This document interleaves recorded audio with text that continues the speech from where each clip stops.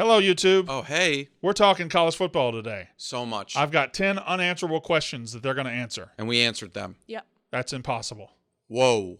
Watch, like, subscribe. Casey's not back yet.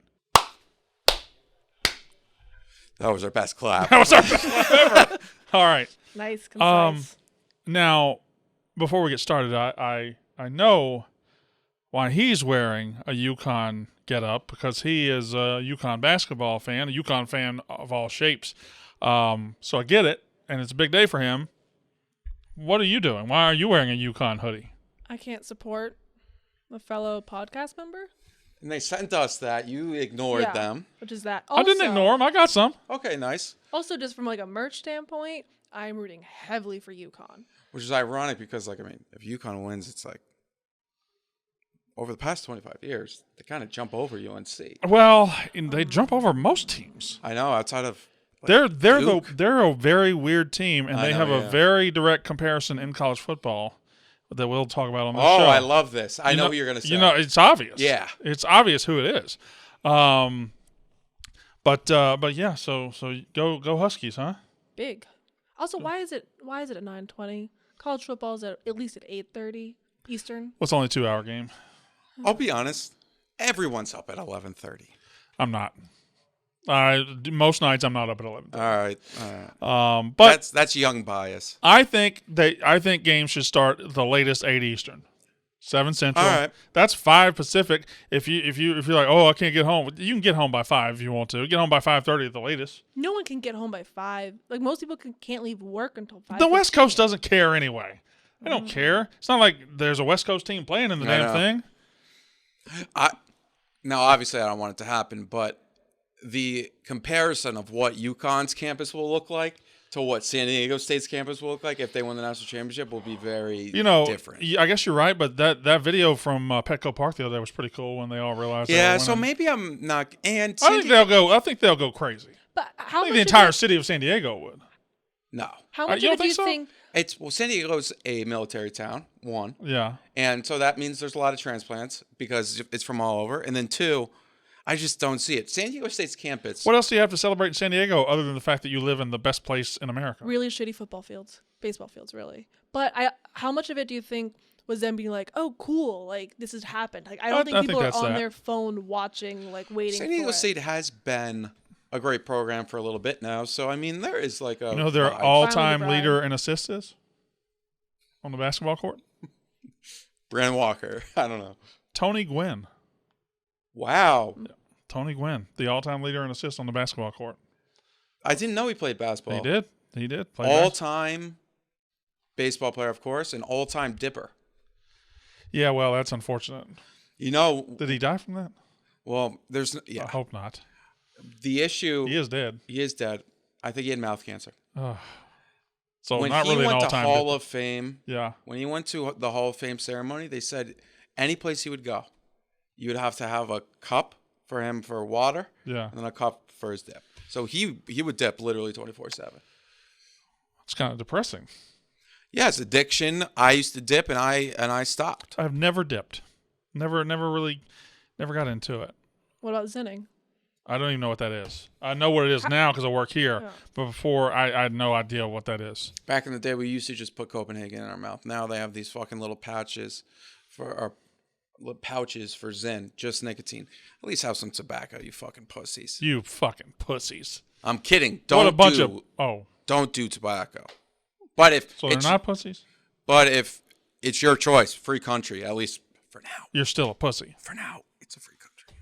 Well, 2024, Jack. Just keep looking forward, buddy. Keep looking forward. Big day for me tomorrow. Ronnie D is going to save us. All right. So what else we got? I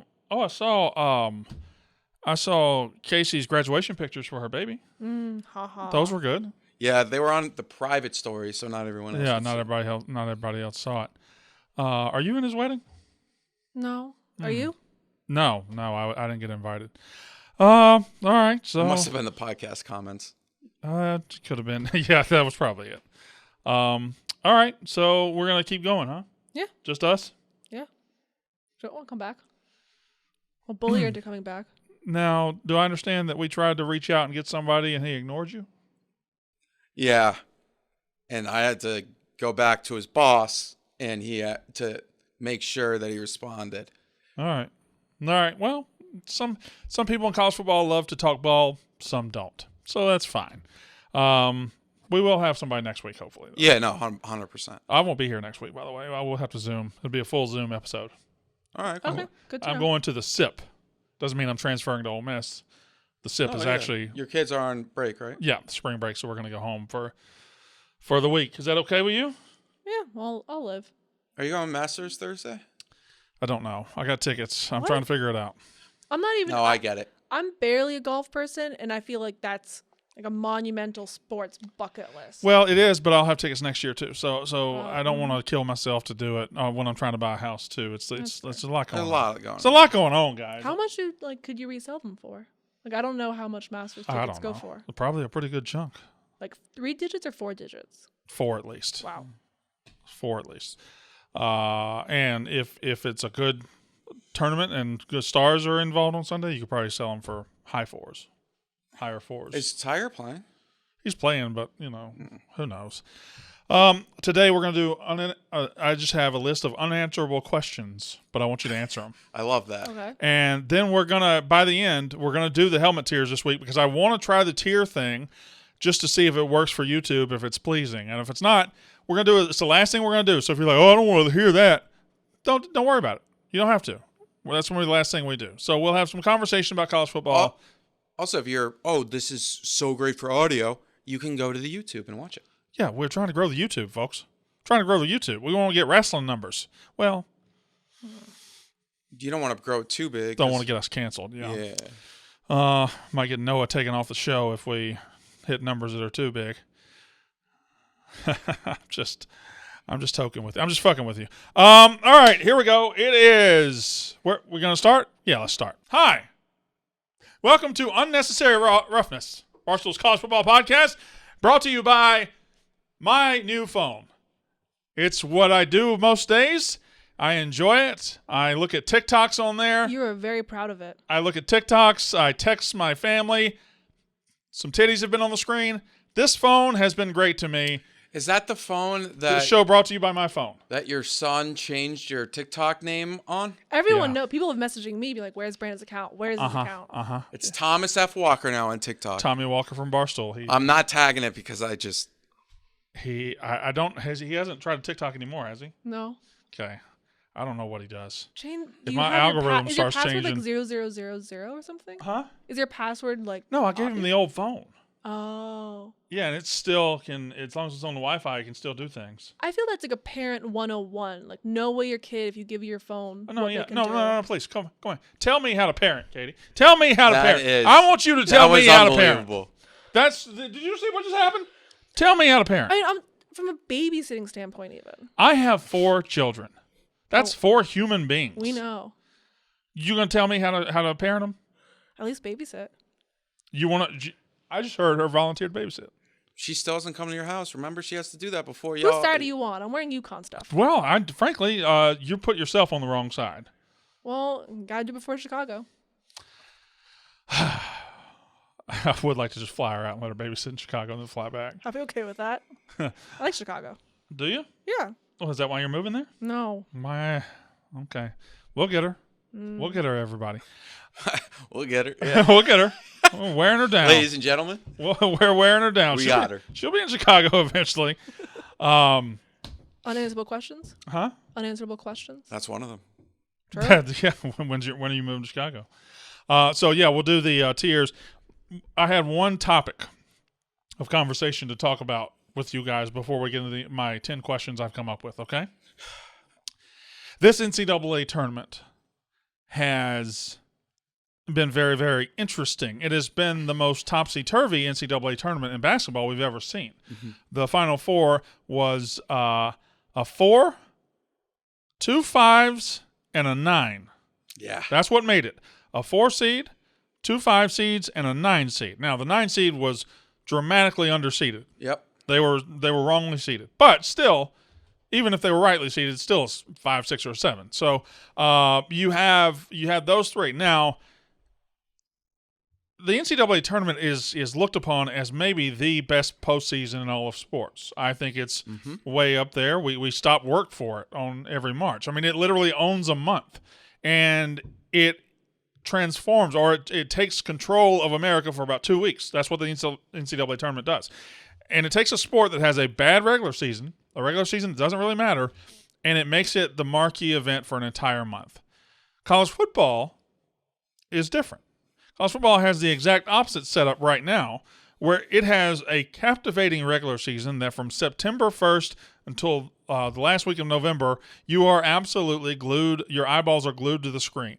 It's moving parts. It's upsets. It's this. It's that. It's the regular season for college football is among the best regular seasons in sports. It's among the regular seasons in sports that matter the most. I don't think anybody would argue that.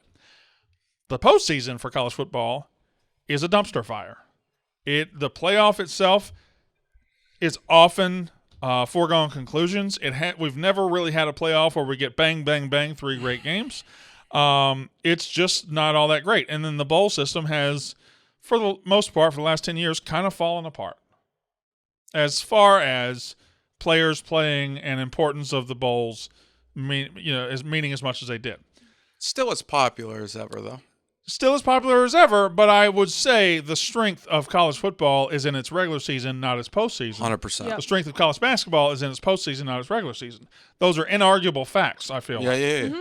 The question becomes, when they move to the 12-team playoff, does that move the needle from college football closer to easing the importance off the regular season to more of a college basketball model, or is it the perfect number? Is 12 the perfect number where you're going to strike the right balance of still elite regular season and much improved playoff system?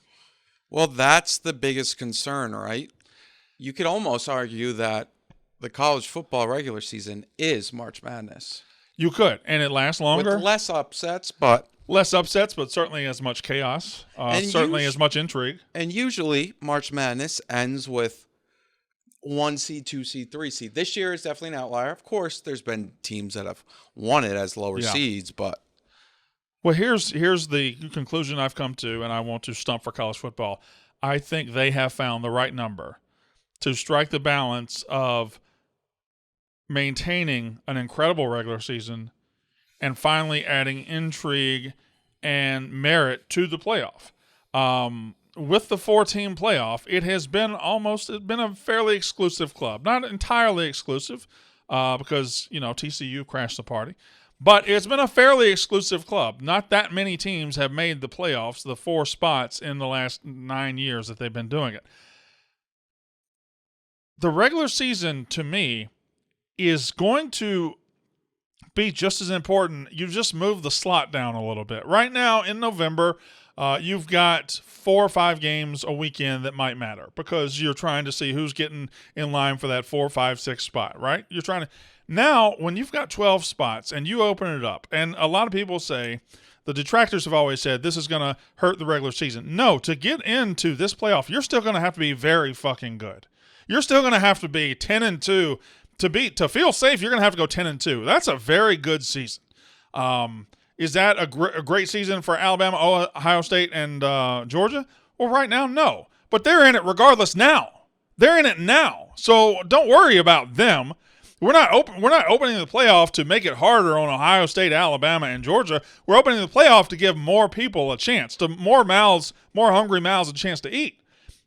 I think, because college basketball ran into a problem this year where their Final Four didn't have a lot of intrigue because no Big Ten. I mean, outside of Connecticut, who's a huge Big Time program. But it's not like, even as the biggest UConn guy out there, they're not Duke. They're not Kentucky. A blue blood. They're not. Well, we could argue that another day, but they're not a blue blood. They're a new blood. Oh yeah. I agree with that. And also, they're just, people know UConn as a great basketball program. They made their first Final Four in 1999. I know. And in 25 years, if they win tonight, they'll have 5 national titles in 25 years. Yeah, in 6 tries, too. It's not like they go. But there's more intrigue when it's last year, Duke, UNC. And, Connecticut's a lot like Villanova. They're a new blood. Yeah. Although Villanova won in 85. My thing about college football and expanding the playoff is I hope we cap it at 12. I guess I could see 16. Yeah. But I never want college football to decide, we have to be like college basketball, because football will never be basketball. And here's the thing. What happened in the first few, a Fairleigh Dickinson would never beat that's not Purdue in football. It's not even worth playing. It's not feasible. And maybe 1 in 1,000, but in basketball, few shots go a different way. You can win the game. Even Princeton, Arizona. But in football, it's too physical of a sport. There's not enough big bodies in the world that are playing. You also can't ask these guys at the end of a regular season, let's say it ever expanded to 64. If it's a 64-team tournament, you got to win 6 games. Insane. 6 games. So that's adding 6 weeks onto a season that's already 12 weeks. That's just, you can't do that. So any pipe dreams that will be going to 32 even, I think, are crazy. Right now, as it stands, a 12-team playoff, let's say number 12 gets hot and wins it. They'll win in the first round. They'll play 4 games, right? They'll play 4 games. Well, if you're a 1 seed, if a 12 seed gets hot, they would play 4, but a 1 seed gets a bye. Well, would play 3 games. 1 through 4 could play 3 games. So very, very reasonable. I think it adds another layer to earning it. Not to say Georgia hasn't earned it or Georgia didn't earn it last year, but they won 2 games to win a national title. 2. 3 just seems more like you've earned it. But the other way looking at it is they won 2 games in the playoff after winning the 13 before. Yeah, and beating Tennessee was a playoff game. Yeah, and even beating LSU in the playoff, who could have possibly snuck in as a 12. That could have been a 1 versus 12 matchup in the theoretical college football playoff. That already happened.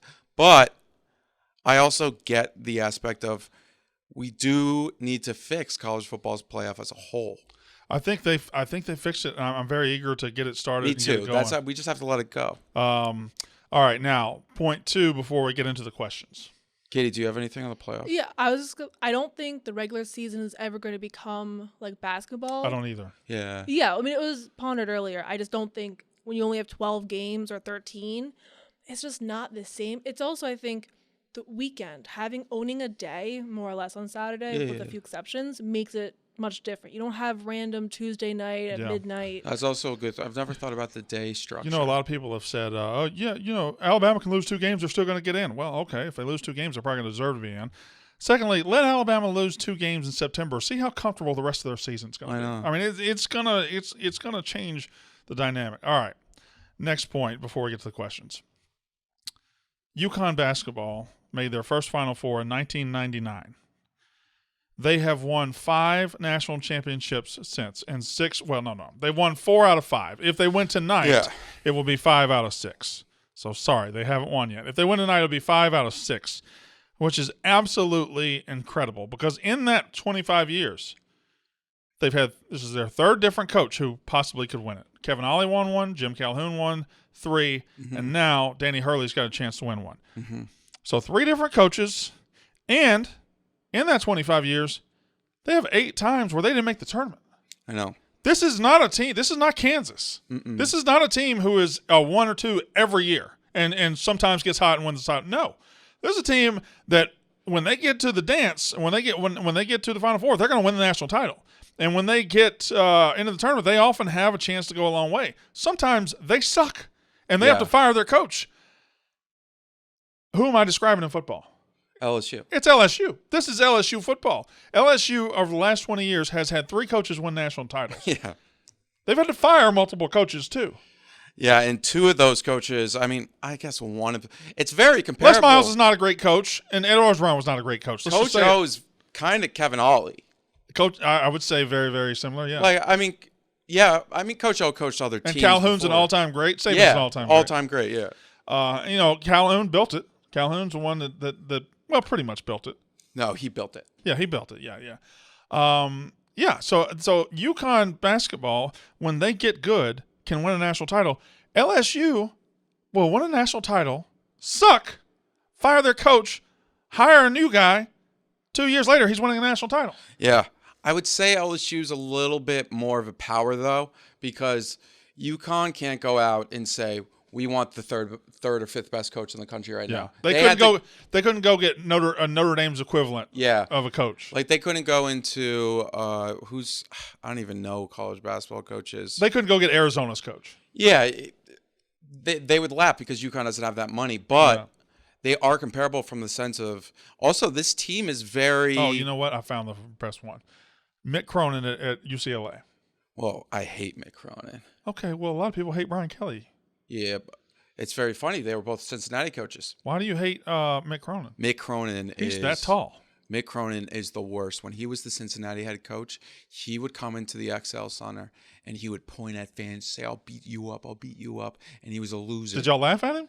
He's Yeah. this tall. He wanted to fight multiple. I felt UConn bad when I saw him coach at Mississippi State. I was like, that's not a real human. He's a Napoleon complex. It's disgusting. Anyways, you're right. I don't think because UCLA has so much more money than Connecticut. That's what makes it kind of special. But they did keep Calhoun for all those years, and then Ollie was awful. But it will be interesting. Let's say who's the coach at Duke? Schuster, whatever. No one knows. No one cares. John Shire. Shire. Yeah. If he doesn't work out, Yeah. what happens if they call Hurley? I think Hurley probably goes. Yeah. Yeah. That's the thing. Yeah, They're right. not. But then Ain't again, nobody hiring LSU's. Nobody's hiring LSU. I don't think anyone's hiring. I guess maybe who could even hire? Only Alabama, maybe? Maybe. Do you think he leaves for Alabama? Let's just say in this hypothetical. No, I don't think so. I think he's. Because I think the coach of LSU, when Alabama comes open, is like, Yes. all right. All right. Yeah. All right. I'm not, I need a raise. Finally. Yes. Maybe he'll use it for a raise. Yeah. But that's the thing. UConn still. Although Brian Kelly's kind of a prick, so I could see him Yeah. be like, oh, hey, Alabama. look Yeah, at me. like a little thing on the side in Louisiana. She's causing too much of a ruck. It's time to go to Alabama.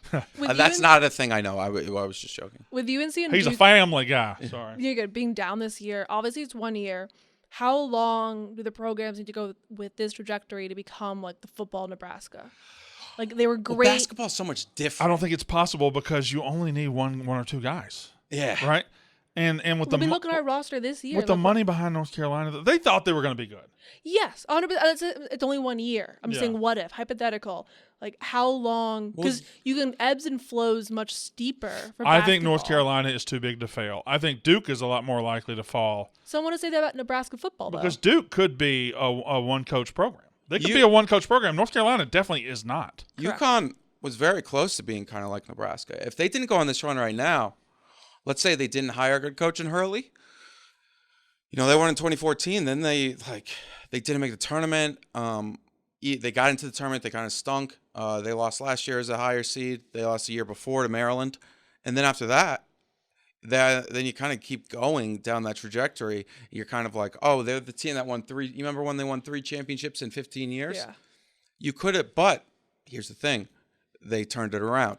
Nebraska just hasn't hired the right coach. I mean, coaching's so huge, but basketball it's so much easier to UConn had pretty good recruiting classes here, but then they brought in some great transfers this offseason, and then boom, you get hot. I think it's easier to have immediate impact for better or for worse. Yeah. Whereas football, it's harder to do the full downward turn, but then it's even harder to turn it back around. I think basketball, you're more lenient. Let's talk about something more important. Will you Fair. sign my phone into my Instagram? Because when I signed in, I thought I was using my right email, and I signed into an account that's dead from 5 years ago. Okay. So I need you to sign me into my actual Instagram. I will say, though. That's my personal. Oh, wait. Am I signed in anyway? Yep. Oh, I was signed in. How did I get signed in? Your This is Apple great. ID? Who's this DMing me? Those aren't titties. Okay. You got to go check those DMs. But Nebraska also, in basketball, you can go play anywhere. Nebraska, you're in the middle of nowhere. Yeah. Yeah. There's not a lot of recruiting around there. You can find basketball talent anywhere. Oh, can we just talk about Nebraska real quick? Boy, you got them in their feelings. Did you see that? When They really didn't like that. he put out the clip of us saying last week that the Nebraska sellout streak is the most fraudulent thing in football, which it is. They were. And they were upset. UPSET upset. They were bothered. They were. Guys, I wasn't even making fun of your program. I like your program. I hope your program gets back. I remember the 90s. I was a child of the 90s. It was awesome. I welcome you guys back to relevancy in college football when you get there. But your sellout streak is bogus. It's a lie. You guys have a couple of alums that will fund all the tickets and buy it, and I'm sure they give it out to the kids. That's great. That's awesome. What a great story. Let's not pretend. I'm not going to sit here and let you piss on my leg, tell me it's raining. That alum is not buying those tickets because he loves those kids. He's buying those tickets to keep your bogus sellout streak going, so you can keep saying, "Oh, we've sold out every game since 1905." It's a lie. This is great. You're lying. Will Compton, we will have more fans at our spring game than Mississippi State will have at all game. Okay. Yay. Terrific. You know why? You know why you'll have a bunch of fans at your spring game, Will Compton? Which I don't even know who you are. Because you had to fire another coach because y'all suck so bad. So they're excited because they have new hope. Look at this guy. Jealousy? Of what? Also, this is just... Why is this guy on Twitter? Guy looks like he should be a popcorn magnate. He is also... That guy, he's a financial advisor. He's the most financial advisor I've ever seen in my life. They're so proud of themselves for packing stadiums after losing. That's all they talk about these days. And the Barstool Huskers put out a picture saying, LOL, Brandon. And it was a picture of by the way, every school has this. Their stadium full right at sunset with the sun setting behind there and the orange sky. Every school has that picture. Yeah. And they sent me, laugh out loud, Brandon sent that. And then in the replies, there are a couple of other fans saying, what about this? And it's just pictures of that empty-ass stadium when they're getting beat by some nobody. Listen, Georgia Southern. I want Nebraska to be good. It'd be good for college football just to see you back. It's always good to cycle back some teams, right? Cycle back. Oh, yeah. I welcome Texas back when they get back. I welcome Miami back when they get back. And I welcome Nebraska back. But I'm not going to lie to you. Other ESPN might lie to you. Oh, my God, that sellout streak. You're so impressive. You're not. You're lying. You are lying. Sorry. All right. That ought to stir him up. Okay. Are y'all ready for my... I'm very intrigued with them being answerless questions. Before we get to that, I'd like to tell you about something that's even more intriguing than that. Really? Do you like to eat? I love it. Do you like to eat? Yep. Bet you like your food fresh. Oh, fresh. Bet you like your food fast. Mm-hmm. Bet you like your food convenient. Yep. What have I just described? HelloFresh. HelloFresh takes the hassle out of mealtime this spring by delivering pre-portioned ingredients and easy-to-prepare recipes right to your door. Skip the checkout lines and get outside in the warmer weather. Oh, my God. It's so nice. Because HelloFresh has dinner covered. April is Earth Month. It's also my birthday month. So... This will not be the first time we hear about that, will it? It is the first time. It won't be the last time. Oh, damn it. Yeah. Would you like to hear about it some more? Yes, please. It's next Thursday. Oh, I know. I want to hear more about HelloFresh. Not your birthday. Sorry. Unbelievable. HelloFresh is always committed to a cleaner planet. On average, HelloFresh meals have a 31% lower carbon footprint than the same meals made from supermarket ingredients. Plus, I love that. Nearly all HelloFresh packaging materials are curbside recyclable in most areas of the U.S. Good food is too precious to waste. HelloFresh's pre-portioned ingredients cut down on your food waste by at least 23% compared to grocery shopping, which is good for your wallet and the planet. Earth, that's where we live. We love it. It's okay. Looking for more ways to save this spring? HelloFresh is cheaper than grocery shopping and 25% cheaper than takeout. A lot of percentages being thrown around by HelloFresh today. Spend less time in the kitchen with quick and easy meals like HelloFresh's fast and fresh pineapple chicken tacos. They are 112% better than tacos you made at your house, and falafel power bowls ready in 15 minutes or less. HelloFresh keeps your taste buds on their toes with 40 recipes and over 100 seasonal and convenience items to choose from every single week. With so much variety, there are options for everyone and every lifestyle, from Katie and her mid-range relationship to Jack and his being whatever Jack is. No worries if you're not a pro in the kitchen. HelloFresh's foolproof recipes arrive pre-portioned and easy to prepare in just a few steps. It's not just for dinner. It has you covered for every mealtime occasion, from snacks and lunches to seasonal celebrations and festive gatherings. Here's what I want you to do. Go to HelloFresh.com/Walker50, Walker50, and use code Walker50 for 50% off. That's almost half. That's insane. That is half. That is half, 50%. Plus, your first box ships free. That's HelloFresh.com/Walker50. Use code Walker50 for 50% off, plus your first box ships free. Yep. We love free shipping. Oh, we love free everything, don't we, Jack? Also, just 50% off. Huh? 50% off. That's half. Yeah. Yeah. Mm-hmm. Unanswerable question number 1 that you guys are going to answer for me today. For the last 15 years, if I asked you who's the best college football coach in America right now, the answer has been the same. Nick Saban, Nick Saban, Nick Saban. It has been challenged at times by Urban Meyer. It's been challenged at times by Dabo Swinney. But ultimately, it always circled back to being Nick Saban. But right now, entering the 2023 season, is the answer to that no longer Nick Saban and now Kirby Smart? Can I circle back to something we said last week? Yes. Where I think it was Saban and other people that just when you doubt them is when they come back. And Sure. They are at their scariest. But if you still say that he's the best coach in America without replacing him by Kirby, are you doubting him? Because, yeah, when you doubt him, but sure, if we still say he's the best coach, then nobody's doubting him. This is a legacy-defining season. Not legacy, but it's a how much longer will the legacy go Yes. defining season. There's a great fight in UFC this weekend that is a legacy defining for a great guy who defended his championship 6 separate times. But there's this one guy he can't beat. Now, it's not the greatest comparison because Saban's beaten Kirby. Yeah. But if you can't get past this, it kind of you look at it a little differently. If Saban doesn't do anything this year again, it's kind of like, when's it especially with gonna his happen? assistants. Like he started to It'd lose be to the his first time assistants. in what? Ever that they haven't won in a 3-year stretch or something? Since Saban got there, Yeah. I don't think so. He got there in 7 and 7, 8, and then he won in 9. And then They lost in 10, then they won in 11 and 12. Yep. 13, 14 they lost and they won in 15. Yep. 16 they lost, they won in 17. 17.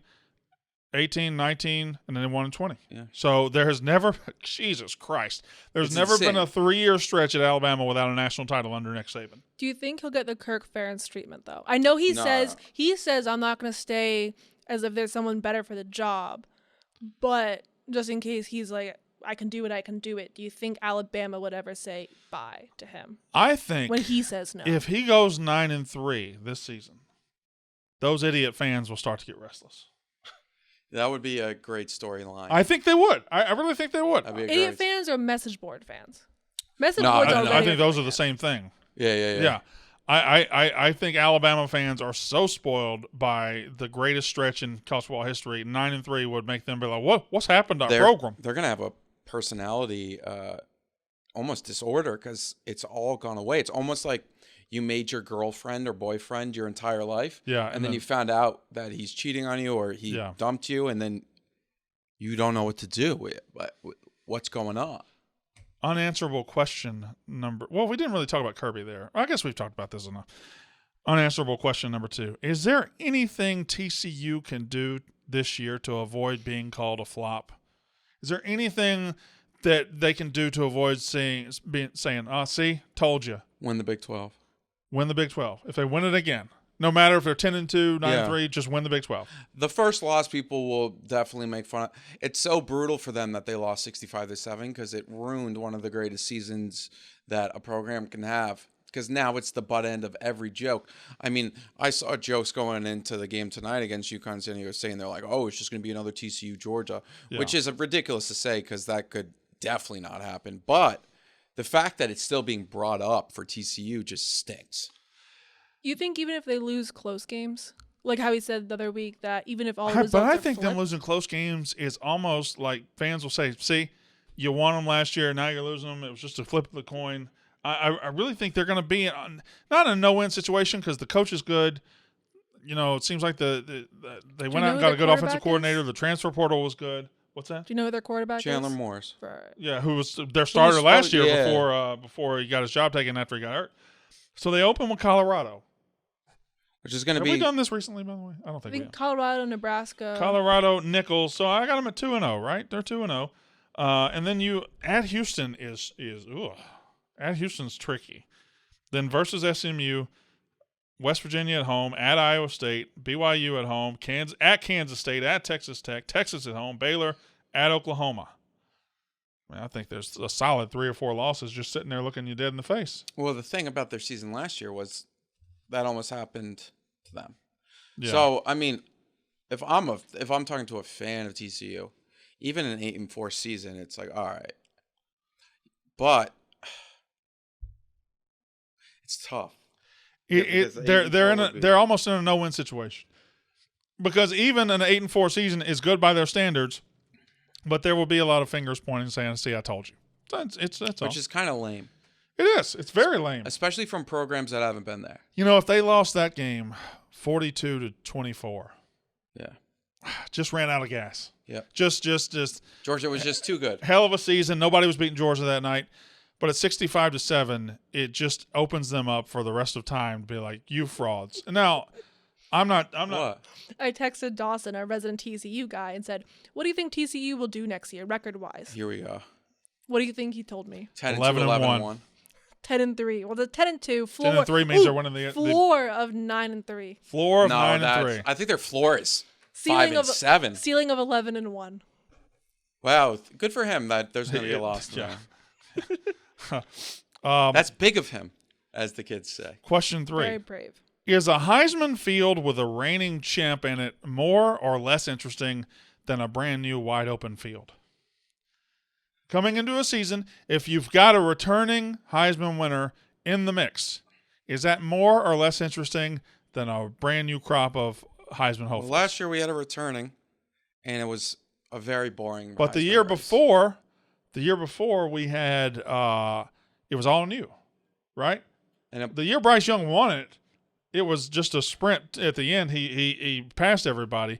But C.J. Stroud, remember at the beginning of the season, Bryce Young had never played a snap of meaningful football and was like 3rd or 4th in the Heisman odds, and he ended up winning it. C.J. Stroud was the same way. Now you got Caleb Williams back. But then now you have 2 quarterbacks of those 2 schools who have never played a snap of meaningful football, and they're all in the top 10.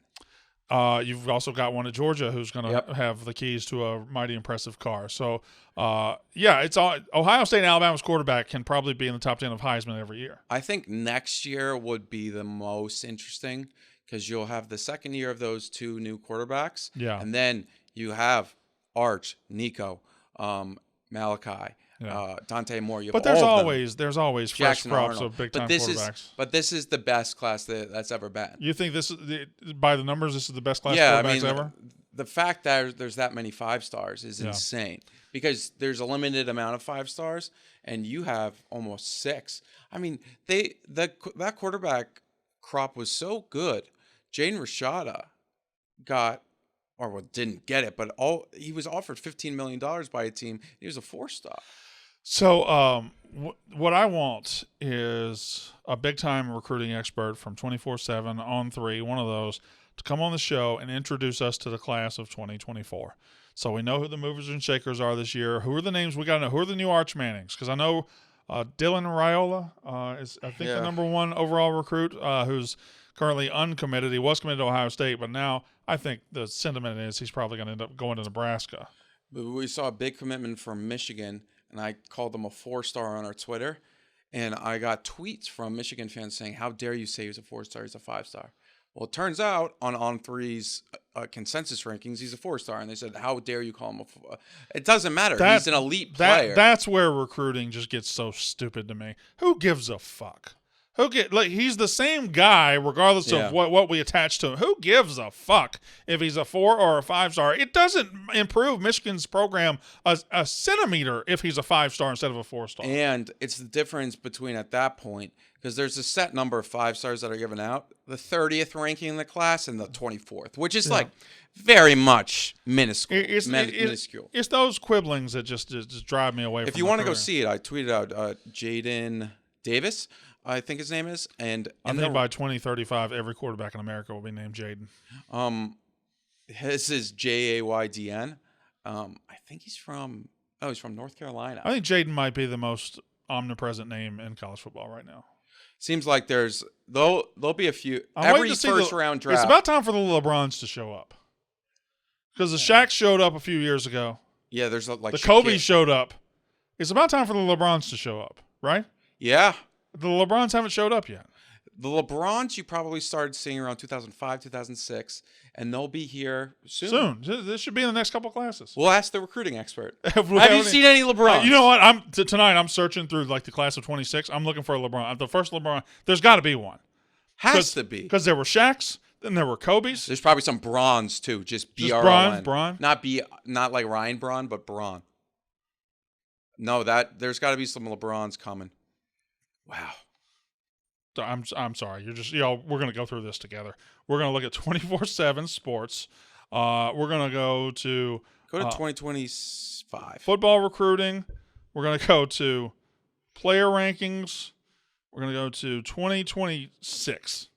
Okay. I'll look at 25. Okay, 2020. Can I just say something? 24/7. Your search engine isn't great. So let me see if in the top 100 I see a LeBron. Okay, I don't. Okay, I'm at 10. I haven't seen one yet. There's a Zayden. All right, Jaden. There's another Jaden. There's a third Jaden. There's none in 2025. You've already looked? Apple F. Don't do that. Why? Because I was searching. I was having a good I'm in time a different searching. one. I'm in 25. You're you in took 26. my searching away. I'm in 25. You're in 26. Champ. There's a Champ. That's a hell of a name. Champ. We'll do 2026 now. There's no LeBrons in the whole class? I'm in 2025. I thought you were in 26. I'm in 25. Oh. Cutter Bowley. I don't like his name. I'm in 26. Cutter Bowley. No. Cutter. We got to bring back reading the descriptions at some point in the offseason. Cutter. I'm looking at 2025 football recruit search. Yeah. 1,900 players so far. Mm-hmm. Maybe the people just don't like LeBron like they like Kobe. Up. Got one? We've got 3 LeBrons in 2025, which makes sense. LeBron Williams, LeBron Sharp, LeBron Bond. Here they come. 2026, let's see. There's only 612 names because they're still getting... Yeah. I see no Braun in 2024. There's John Davis. Oh, we got a LeBron in 2026, LeBron Bauer. So they're coming. They're coming. We got a Kobe. Yeah. All right. Question number 3. Is this 3 or 4? This is 4. 4. I lied. Is the transition Big 12 the most interesting conference in 2023? No, I think because the SEC is just... Because Alabama isn't the slam dunk. And then it's Pac-12 how is Georgia going to quarterbacks. transition without Stetson? Yeah. And then also Tennessee. And then you have a lot of... I mean, Hugh Freeze is at... Auburn. And then what's Ole Miss going to look like? I'm almost certain we don't know who Auburn's quarterback is. I think they're going to pull a rabbit out of the hat after the spring. Yeah, Robbie Ashford is... He will not be their quarterback. You don't That's think my so? prediction. I don't think he'll be their quarterback. He's not good enough.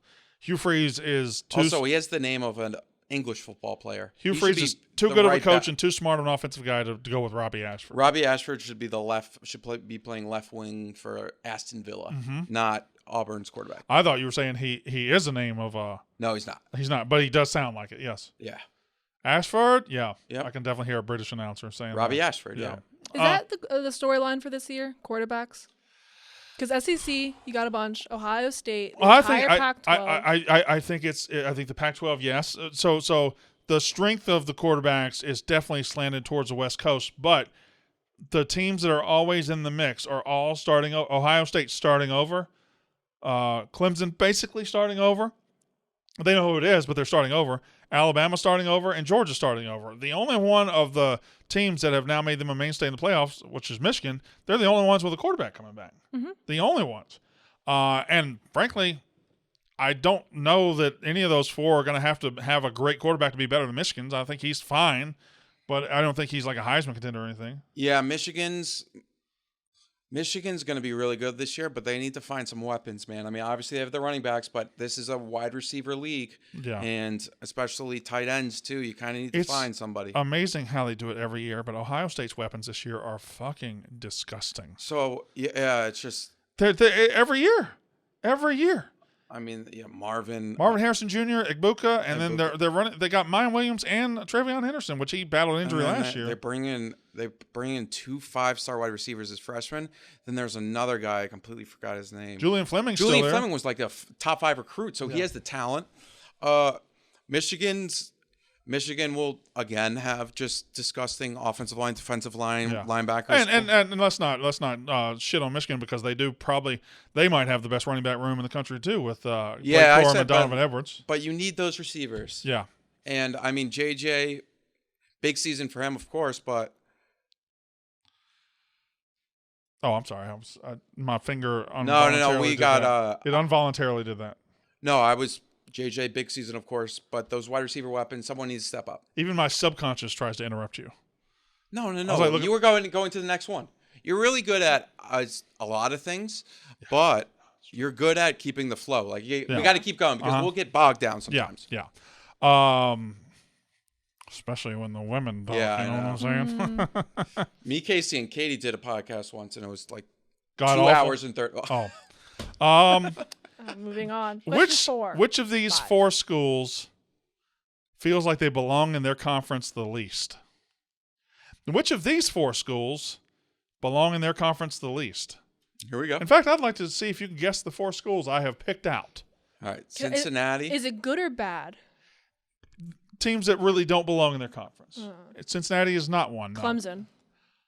No. Well, I guess that is true, but just that they don't belong on the high end. West Virginia. Vanderbilt. Okay, never mind. I'm very confused. Cultural fits, guys. Cultural fits. Cultural fits. Vanderbilt. You know what? I'll just say them. Jesus Christ. You say them. Which school feels like they belong the least in their conference? Missouri in the SEC. Come on. Okay. All right. Rutgers in the Big Ten. I think Rutgers fits. Colorado in the Pac-12. Pac-12 is like not even a conference anymore, in my opinion. West Virginia in the Big 12. West Virginia, geographically, They've been there a while. but They still just don't fit. Mizzou's the one that doesn't. They just send them back to the Big 12. West Virginia fan base, their fans fit the Big 12, I think. Mizzou Stadium doesn't even feel like an SEC stadium. I watched it. It's just like, why is an SEC team on that field? West Virginia should be in the ACC tomorrow. They just should. They just should be in the ACC tomorrow. I think they're more Big Ten. If you think they're more Big Ten? I think they're more ACC. Hell, you could even. I think West Virginia is more Big 12 than anything. I'd say they're more SEC than Missouri is. I'd say West Virginia would fit in the SEC better than Missouri does.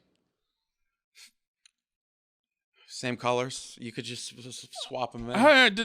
It's just blue and gold, black and gold. Let's not insult anybody here. I don't know who you would be insulting there, but if you think about it, Missouri is one state outside of the normal footprint for the SEC.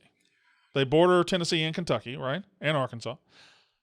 West Virginia is only one state outside the footprint too. They border Kentucky. I thought about on Wednesday, almost certainly Saturday night, when FAU lost. I thought about West Virginia in their 2007 season, and I was looking at Dusty May, right? That's the coach's name. Yeah. And I was thinking they don't have that big of a fan base. I mean, there is a lot of FAU grads, but that feeling of we're never going to be back, that was it. And West Virginia, I know they went into a Power 5 conference and they had the chances. They were really good in some other seasons. But when you're right there and you're not a team that's always there and you get so close, but you have FAU doesn't score for 7 minutes, you lose to your rival who wasn't even good to make it to the national championship that's got to be the worst feeling in sports. I think that's worse than losing the Super Bowl. Yeah.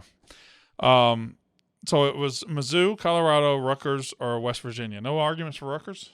No, because I think they're very Big Ten. The Jersey. They made their own brand out of being the Rutgers of the Big Ten, I feel. So they now de facto fit. Yeah, because they're losers. Yeah. Yeah. Not really losers, per se. All right. I need your imaginations to get loose here, okay? Let's go. You can take a non-elite college football team's stadium, the building, the atmosphere, take their stadium, and trade them to an elite program, and it improves that elite program. That elite program now has a stadium worth it. But I want you to take the stadium from a non-elite and give it to an elite. Okay. So I'm asking, who's a non-elite that has a great stadium and who's an elite that doesn't? Guessing just from not being there, but just from what I've heard of the atmosphere, what about the bounce house? Not a bad one. Not about the atmosphere is good. I don't know if it's big enough. I almost would say, and I'm sorry, Nebraska, but your stadium deserves better.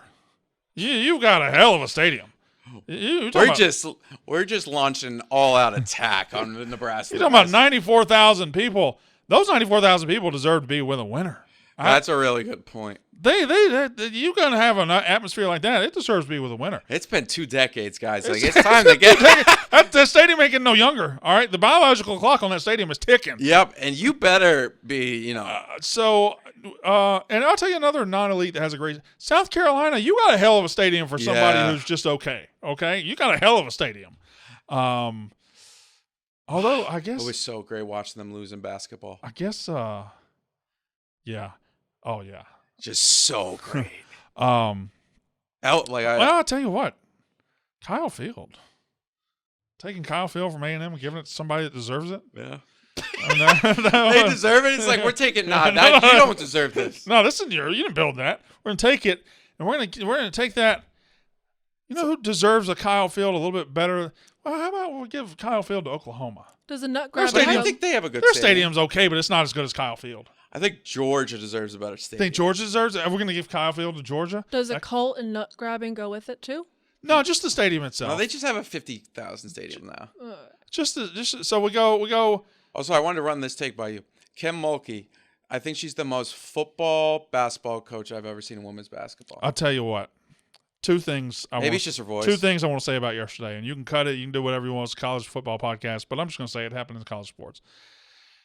The thing that happened with Angel Reese and Caitlin Clark, I have no problem with because it's a ball thing. It happened. People talk shit on the basketball court. That happens. Yeah. I don't have a problem with it. Let Angel Reese talk her shit. I do not have a problem with it.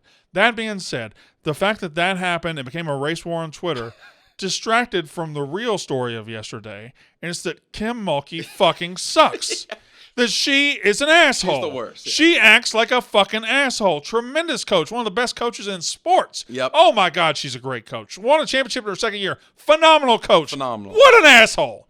I mean, just dressing, look at me. I'm more important than the team. Yep. Getting up on the stage saying, oh, my God, doing the whole thing. She's Dabo. She is Dabo. That's who she is. It is about her. She is the most attention-seeking coach in sports right now. If you're not looking at her, you ain't looking at the right thing. Like, the fact that Angel Reese and Caitlin Clark got into that thing, whatever, that distracted. Kim Mulkey stinks. And I can't watch her. Also, the Angel Reese. Great coach. The Angel Reese and LSU team talk was very much not surprising to me because that's just what LSU is. Cocky. Yeah. They yell in your face, and then maybe next year they'll suck. They invented the gritty. Yeah. This is who, they popularized it, I'll say that. And the LSU, it was some random rapper, but the LSU football, like that being their basketball team, matches perfectly with their football team. When they get good, that's who They're they just are. And that's fine. And that's their fans. Now, I'll say one more thing. And congrats to Ben Mintz. I saw you tweet that. Yeah, congrats, Ben. We need to normalize rewarding players for losing teams. Yes. Because it is an absolute outright absurdity and travesty and a shamockery that Caitlin Clark didn't win most outstanding player in the tournament. It's not called most valuable player. It's not called best player on the winning team, but that's how they give it out every time. Why? It's very, very stupid. Caitlin Clark was the most outstanding player in that tournament. Period. Done. End of sentence. By a mile. It's not close. Not just her tournament, the men's too. She was the most outstanding college basketball player this year. Yep. She was it. She's the only star. She's the biggest star in college basketball of 2023. Yeah. Women, men, doesn't matter. She's the biggest star. And the fact that somebody else, and actually Angel Reese won it, not taken away from her, but she won it because her team won. There's already an award for a team winning the title. It's called the title. Let them have that. I don't understand why we don't ever reward an individual on a losing team. Because without Caitlin Clark, that team might win 10 games. I didn't want to say that because it would be such a disrespectful tweet. But Caitlin Clark had an unbelievable pass. I think like in the fourth quarter, and it was between two LSU defenders, and it was after the big on Iowa fouled out. Yeah. And this backup, it didn't even look like she knew how to run. The ball hit her feet, it just went out. And Caitlin just like looked up in the air and was just like, oh my God. But I think the only time it's happened was in the NHL. I think when the Devils won, I think Patrick Waugh. Yeah. I think he got it. But I will say, it would have been great drama if Holly Rowe had to get up there and say, most outstanding player of the tournament. I mean, 2015 NBA Finals, Andre Iguodala won the MVP, and he won it because he held LeBron James to 35, 10, and 8. LeBron getting to a game 6, I think it was, in that series with Matthew Dellavedova. Yeah. He should have won MVP that year. It's just we confuse in American sports, we confuse individual and team accomplishment. We put them together. Heisman. It's a very I made this rant many times on this show saying a guy loses a game and he falls down the Heisman. As soon as Hendon Hooker lost the game, he was gone in the Heisman race. Why? Yeah. That was dumb. Individual accomplishments are here. Team accomplishments are here. They can go parallel, but when the team falls, doesn't mean the individual fell because he might have done everything he could have. Anyway. Also, Caitlin Clark, I think, in the postseason, scored more points than Iowa's football team all year. No, not you. And that was before the last game. Before the last game. Not just the postseason. The NCAA tournament itself, just the NCAA tournament. Not 235 and counting. She scored 30 yesterday, so I think it was 265. She ended with. I'll tell Brian you what. Ferentz should take It notes. kind of shows you, and I hate them. Boy, I hate them. I think they can all kick rocks. But how hungry Iowa's fan base is for a winner. Like, imagine if they got, like, great in football. That fan base would be out there. They're the fan and they're base already the biggest group of assholes I've ever met in my life. Let's throw another grenade on there. They're what Nebraska fans think they are. Yes, pretty good. Pretty good. So we're saying in this order, Mizzou belongs the least. Yeah. Yeah. And then y'all think West Virginia second least? And you're okay with Colorado in the Pac-12 and Rutgers in the Big Ten? Pac-12 Pac-12 is already just doesn't even have a culture. Out. They're so. Like, I think BYU belongs in the Pac-12. Here's what I think about Colorado, and I think about Missouri. You can put them in the Pac-12. That's still a Big 12 team to me. They still feel like they should be in the Big 12. They should have never left the Big 12. Missouri should have never left the Big 12. I bet Colorado will be in the Big 12 pretty soon again, though. Did we ever figure out the stadium thing? What's the best one? No. Kyle Field to Georgia? Or Nebraska. Which one more? Nebraska to who's a big time? See, all three big time teams in the Big Ten have big time stadiums. Oh, what if we gave What if we gave Nebraska to USC? Because if they're going to be back, they got to have a hell of a lot better atmosphere than what they got. The issue is, are they going to show up? Well, we're giving them 92,000 fans. Oh, we're giving them the fans. What about Miami? Obviously, they're not good right now. But like, their stadium is so far away. You're playing at an NFL stadium. You're not going to fill it. Just give an on-campus stadium to Miami. That's it. I think that's what changes. And make it 40,000 people, but make it to where they can fill it. Yeah. I think that would look a lot better. Number 8. Would you rather sign a 5-star quarterback or hire the best offensive coordinator in the country and be guaranteed to keep him 4 years? I think you take the offensive coordinator. There's more promise, or there's more, like, you know what you're getting. There's a history with the quarterback. Congrats on the stars. The quarterback's a guess. Yeah. Yeah, the quarterback's a projection. 5 stars are like 50-50 at this point, which is crazy. Yeah. Would you rather? So you think it's universal that we'd all just take the coordinator? Because I'd take the coordinator too. Yeah, because especially like if he has a great year one, then he'll bring in. I'll say this for Clemson, because Clemson believes they have just signed the difference maker, the greatest offensive coordinator ever, and last year he was incredible. They're still projecting off one great year of Garrett Riley, right? With a great offensive mind. With him. With a great offensive mind with him, and there's not a Quentin Johnston on Clemson's roster right now that I know of. They might have somebody hiding, but Quentin Johnston, those other secondary receivers were great. The running backs were good. Max Duggan, like they had all the ingredients. Clemson's got some ingredients. We'll say Kate Klubnik is A hell of an ingredient. an ingredient. And Will then Shipley's a Will good Shipley's a good ingredient. But the receivers just aren't where they were 5 years ago. And then Dabo won't go into the transfer portal. Number 9, name a team that has never been to the college football playoff who you could legitimately see going in 2023. Really one answer to this. Is it USC? It's not a bad one. There's 2 answers to this. Is it? Name a team Is it Texas? that has never been to the playoff that could go in 2023. To me, it's Penn State. I think Penn State could go.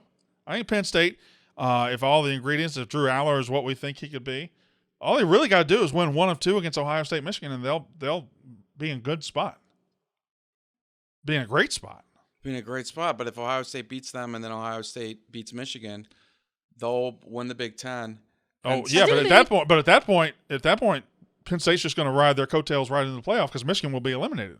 Yeah, but it depends on other teams. It does, but I think they need to win the Big Ten. It's not a. I don't think so. Listen. Ohio State didn't win the Big Ten last year, and they went. Like it's very possible. But I That's think true. Ohio State recency bias has the name brand, whereas Penn State, they haven't been just right there in the past.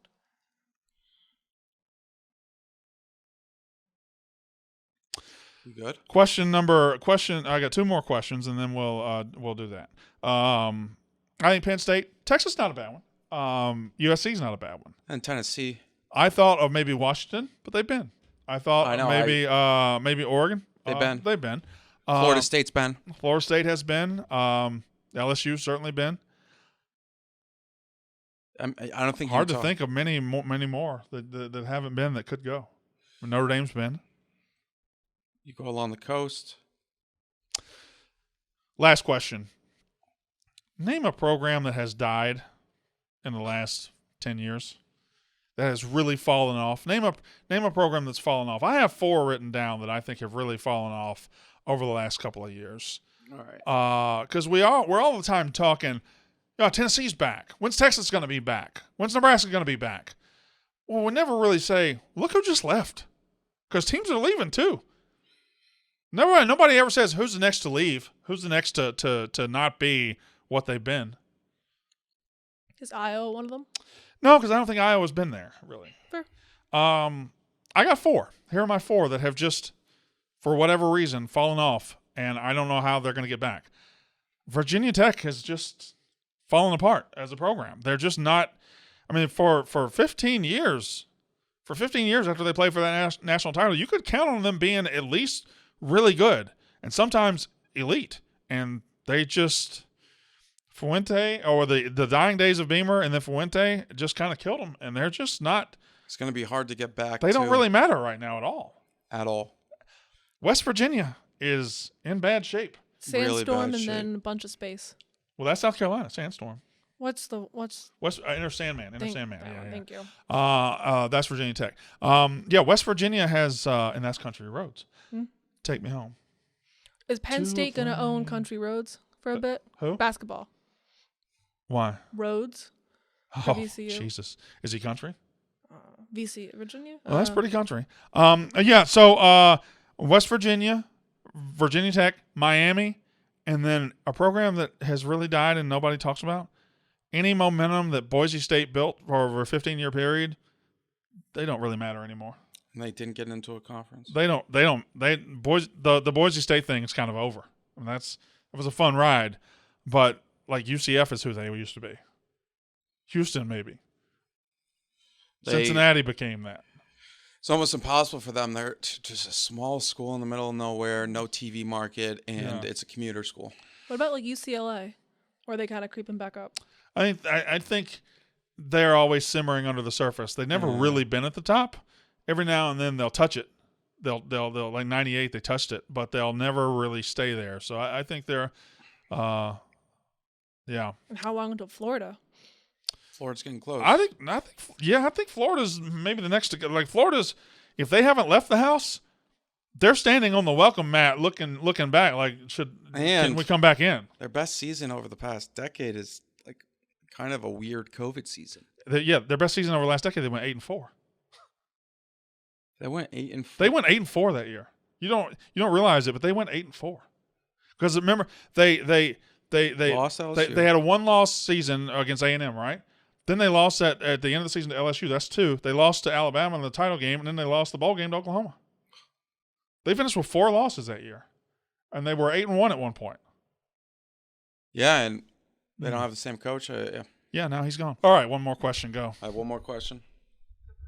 Who's the next big coach to come out of retirement? Or not retirement, to From TV or something. Yeah. I think Mullen will get a job soon. I think. Do you think? I don't think Urban Meyer has coached his last game. Yeah, so that's what I was going to get to. I don't think Urban Meyer has coached his last game in college football. Do you think Dan Mullen will go right to a head coach or do the analyst, a coordinator? Right to a head coach. Right to a head coach. The fact that there were schools saying, "Oh, we're going to sign him to be our offensive coordinator." No, you're not. No, you're not. He's too good. Yeah. No, you're fucking. He's a top 15 coach in the country. Bama was saying that. Oh, we can get him to be offensive coordinator. Yeah. No, you can't. This isn't Lane Kiffin who had to go. Who had to rebuild his career. Yeah, there's no rehabbing here. He just Florida fired him too early, and somebody's going to realize that. Let's see. I mean, Urban Meyer, I don't think has coached his last game in college football. I'm trying to think of other guys that are like, you think Kingsbury. Do you think Kingsbury will get a job? Possibly, and then what's his name? Fuck. Maybe NFL, though. Boise State, Washington. Chris Peterson. You think he comes back at some point? I would think so, yeah. He looks good on TV. He looks he looks young. I mean, I know he's a little bit older, but he seems like a guy, though, that is just like, I've done it all, whatever, I'm done. I don't know. Coaches don't operate that way. You don't get to the top of the sport without being a psycho. I'll just give you the example. Let's say in 3 years Lanning goes somewhere else, or Lanning goes to Georgia. Say Lanning doesn't work out. Chris Peterson to Oregon. I mean, hand in glove. What do you think's the next big job to come open? It's just so impossible to think about. I mean, I don't think Alabama's very far from coming open. I mean, I don't think he's going until he's 80. At a certain point, Harbaugh is going to take the NFL job, I think. That's a good point. That's a very good one. And how good of a job is Michigan? And as good as Harbaugh, it's a great job. As good as Harbaugh is doing right now, I don't think Ryan Day is 100% safe if he keeps losing to Michigan. I think he could start to play his way into. I also think, and I don't know if it's possible, but if Marcus Freeman doesn't have a good year this year, people start talking. If Steve Sarkisian doesn't have a good year this year, people start talking. Like that, the good jobs are never more than a year away from the market. And I mean, obviously, Texas A&M's right there. Yeah, Texas A&M could. And then do Billy you Napier. consider that when we're talking big time jobs? Do you consider Texas A&M a top 10 job, or it has the potential to be a top 10 job? Huh? Potential to be. Potential to be, sure. The money's the biggest thing. Anything in Texas, like Power 5, is just an automatic.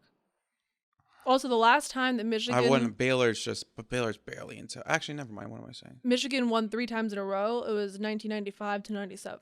So that's a big streak. Was that when John Cooper got his ass fired? Yeah, I think so. That's a big streak. If that happens again. Man, I haven't heard that name in a while. I might not even got There's that not right. a lot of... Ohio State doesn't fire a lot of guys unless there's a scandal. Because it's such a easy... It's not easy... Well, it is an easy job. It's such a job that just... It's easy to win there. I'll just say it. It's an easy job. Now you got to win national titles, but it is probably one of the cushiest jobs in America as far as the resources, the location, everything. Ohio State's a hell of a job. I would say pound for pound, strip away all recent success. Don't worry about who's won. I'd say Ohio State might be the best job in the country. Still think Georgia is. Georgia's right there. I think Alabama's a little lower than both as far as just a job. Now they've had the best coach. But if all 3 came open tomorrow and there was a mythical coach out there and all 3 offered him, I think he might take Ohio State. Over Georgia? Maybe. I think it would go that order. So much more talent. I think, yeah, but Ohio State has no problem getting talent. I know, and it's been proven. Because as rich as the area that Georgia's in is in talent, Ohio and Pennsylvania, where Ohio is not devoid of talent either. No, yeah. I'm not trying to downplay that talent either. And then obviously, I mean, the quarterback that just came in second in Heisman both years is from California. Yeah. It's also so easy to recruit now. Yeah. All right. I think, well, we didn't quite have time to tear the helmets today. I can't believe it. So we didn't quite get there. Next week, we're tearing helmets, correct? Mm-hmm. All right, good. Thanks to all our great sponsors, my phone and HelloFresh. We will. That's it, right? Mhm. That's Unnecessary Roughness.